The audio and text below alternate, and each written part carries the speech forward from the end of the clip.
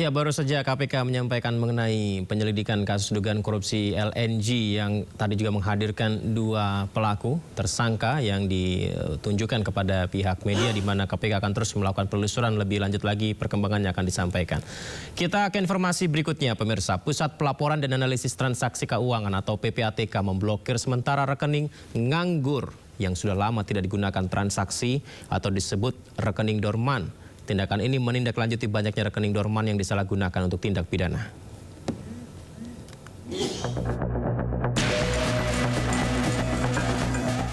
Pusat Pelaporan dan Analisis Transaksi Keuangan atau PPATK memblokir rekening dormant atau rekening yang tidak digunakan transaksi dalam kurun waktu tertentu. Hal ini dilakukan untuk melindungi masyarakat dari kejahatan online. PPATK mengungkapkan maraknya penyalahgunaan rekening dormant untuk kegiatan tindak pidana seperti pencucian uang, transaksi narkoba, dan judi online. PPATK mengungkapkan bahwa sepanjang 5 tahun terakhir menemukan banyak rekening dormant yang tanpa sepengetahuan pemiliknya digunakan untuk menampung dana hasil kejahatan. PPATK juga menemukan bahwa terdapat lebih dari 140.000 rekening dormant lebih dari 10 tahun dengan nilai dana mencapai 428 miliar rupiah.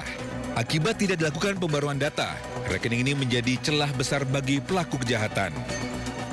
Dan langkah apa yang dilakukan oleh PPATK ini bukanlah tanpa alasan. PPATK dalam proses analisis yang dilakukan sepanjang 5 tahun terakhir ini menemukan maraknya penggunaan rekening dorman yang tanpa diketahui atau disadari oleh pemiliknya menjadi target kejahatan. Digunakan untuk menampung dana-dana hasil tindak pidana, jual beli rekening, peretasan, penggunaan nomini sebagai rekening penampungan, transaksi narkoba, korupsi, serta pidana lainnya. Meski dilakukan pemblokiran, PPATK pastikan uang nasabah tetap aman. PPATK minta perbankan untuk segera lakukan pengkinian data nasabah agar tidak merugikan nasabah sah serta menjaga perekonomian Indonesia. Dari Jakarta, Tim Liputan iNews melaporkan. Presiden Prabowo Subianto memanggil Kepala Pusat Pelaporan dan Analisis Transaksi Keuangan atau PPATK Ivan Yustiavandana di Kompleks Istana Kepresidenan pada Jakarta Rabu petang. Dicegat awak media, apakah pemanggilan dirinya terkait kegaduhan pemblokiran rekening dorman atau rekening nganggur? Ivan Yustiavandana menolak untuk menjawabnya. Sama Freeport dipanggil presiden apa di mana Pak? Rekening dorman nggak tahu. Nggak tahu. Nanti kali. Siap nanti ya. Pak rekening dorman katanya mau Siap nanti dulu ya. Iya nanti ya. Saya dipanggil beliau. Saya belum tahu agendanya. Makasih ya. Makasih Pak. Ya, pemirsa, rekening tergolong nganggur atau pasif merupakan rekening yang tidak menunjukkan aktivitas transaksi selama 3 hingga 12 bulan. Tergantung kebijakan bank masing-masing. Pihak PPATK menyebut bahwa rekening yang akan dibekukan dapat berupa beberapa hal berikut ini. Pertama, rekening tabungan baik atas nama perorangan atau perusahaan. Kedua, rekening giro. Dan ketiga, rekening dalam rupiah atau valuta asing.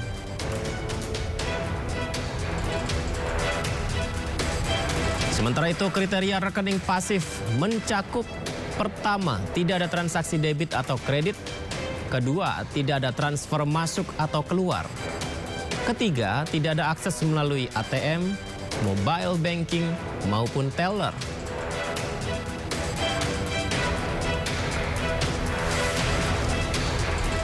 Kemudian berikutnya, pemirsa, alasan PPATK memblokir rekening pasif atau nganggur adalah: pertama, untuk menghindari atau mencegah jual beli rekening ilegal; kedua, untuk menghindari atau mencegah tindak pidana pencucian uang.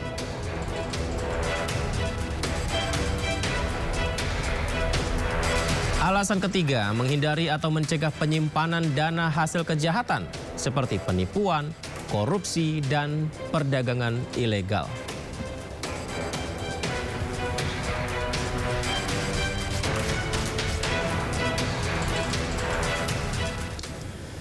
Mengenai hal tersebut, pengacara Hotman Paris Hutapea buka suara. Ia mengkritisi rencana PPATK memblokir rekening nganggur. Hotman menyebut pemblokiran dilakukan PPATK justru melanggar hak asasi pemilik rekening. Saya belum jelas apakah dasarnya peraturan apa. Yang kedua, bapak-bapak pejabat kenapa merepotkan masyarakat? Kalau seorang ibu-ibu di kampung misalnya, dia misalnya buka rekening di bank, dibuka oleh anaknya, kan belum tentu dipakai sama ibunya, apalagi orang kampung. Ya, masa rekeningnya harus dibekukan? Dan itu kan melanggar hak asasi. Bapak-bapak tidak berhak membekukan rekening orang kalau memang dia tidak pakai atau dorman rekeningnya. Bapak tidak berhak, negara tidak berhak. Itu. Senada dengan Hotman, pegiat anti korupsi sekaligus koordinator Maki Boyamin Saiman juga menegaskan langkah PPATK dinilai melanggar hak asasi manusia. Atas rencana PPATK melakukan pemblokiran rekening-rekening dormen atau yang tidak aktif 3 bulan, saya menyatakan itu adalah hal yang salah. Karena apa? Justru ini kan nyari gampangnya. Kalau memang mau benar, ya diproses, diurus bahwa ada penyimpangan terhadap rekening baru diblokir. Itu loh, bukan rekening yang nganggur diblokir. Ini kan anak saya, orang-orang tua itu kan bikin tabungan yang bisa jadi jangankan 3 bulan, bertahun-tahun tidak pernah disentuh gitu, karena merasa itu tabungan. Anak-anak juga begitu, bikin tabungan, merasa senang punya tabungan juga tidak diambil, sehingga menjadi rekening yang pasif gitu. Nah, itu menurut saya melanggar HAM itu kalau sampai benar akan ada pemblokiran rekening-rekening yang dormen itu. Nah, kalau nanti menyangkut punya anak saya atau orang tua saya begitu, atau teman-teman saya yang karena pengen hanya menabung dan tidak pernah melakukan transaksi dan diblokir, saya gugat pra peradilan itu. Karena memang ini sesuatu yang salah, karena apapun jangan kemudian nyari gampangnya ditutup dulu baru orang biar ngurus, enak aja. Anak-anak kecil, anak-anak yang menabung yang 3 tahun 4 tahun sejak SD gitu, terus kemudian sekarang masih SMA, masa diblokir gitu kan, nanti harus ngurus ke bank. Itu namanya menyusahkan orang. Masa negara mau menyusahkan orang, sementara negara menjadi pemalas, cari gampang, blokir gitu kan. Nah, juga kemudian posisi misalnya orang tua yang inginnya ya dia wariskan pada anak cucunya gitu, dengan cara tidak diutak-atik, nilainya besar gitu. Masa juga mau diblokir, terus nanti ketika warisan harus ngurus lagi, atau ketika orang tuanya jatuh sakit pengen berobat nggak bisa pakai uang itu namanya kan dolim kalau versi saya. Maka kalau itu nanti ada yang berproses dan mengadu ke saya atau bahkan dari keluarga saya gugat pra peradilan PPATK gitu. Dan ini saya kira harusnya Pak Presiden menegur PPATK untuk membatalkan rencana ini, karena ini betul-betul malah justru melanggar hukum, melanggar hak asasi manusia. Itu aja ya, masih.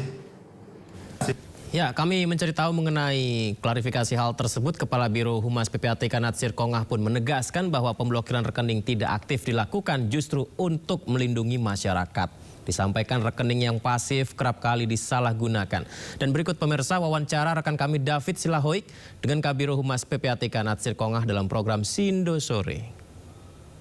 31 juta rekening itu adalah rekening dorman di atas 5 tahun.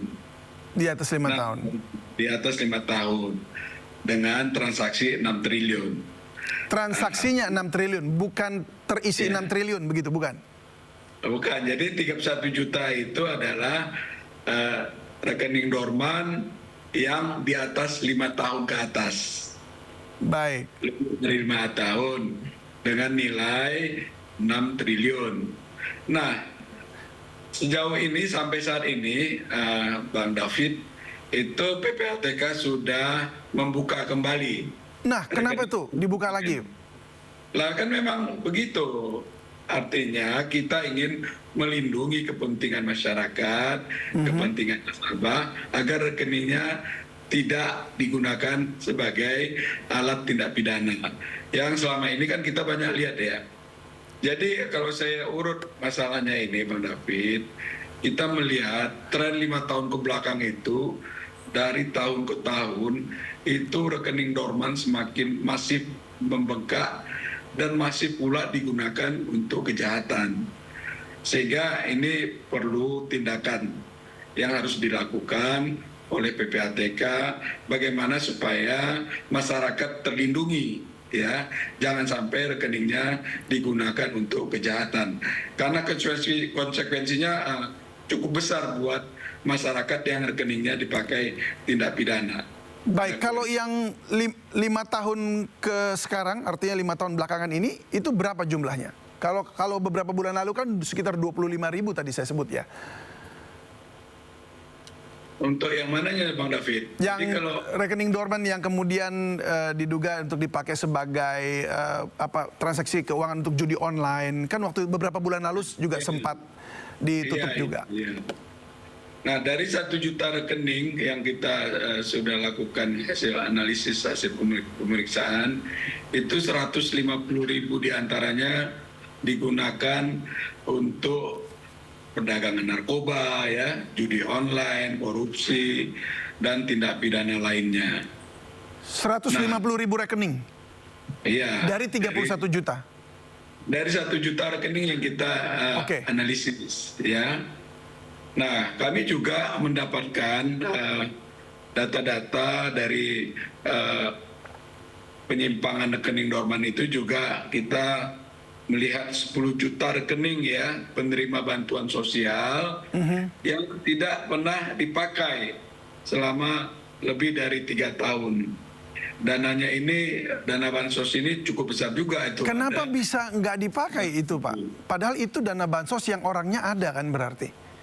Nah, itu dia, justrulah dengan penghentian sementara ini kita ketahui duduk masalahnya, ya.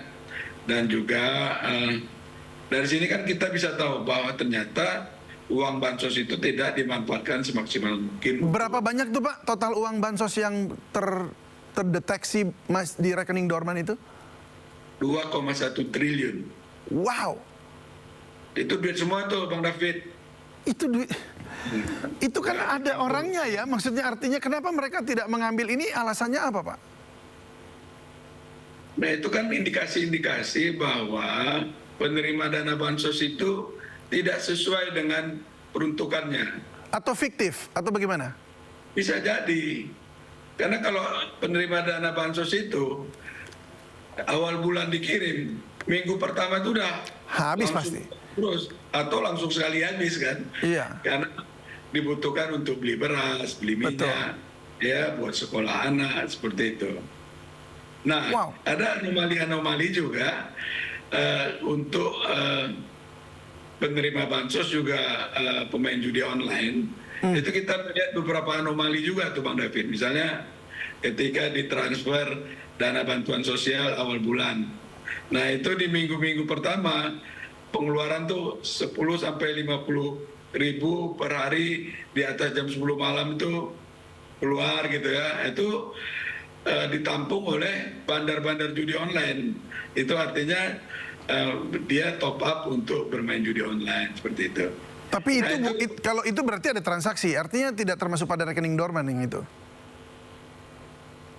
Itu yang kita lihat juga di dalam transaksi yang seperti itu. Ya, ini artinya penyalahgunaan bansosnya begitu ya?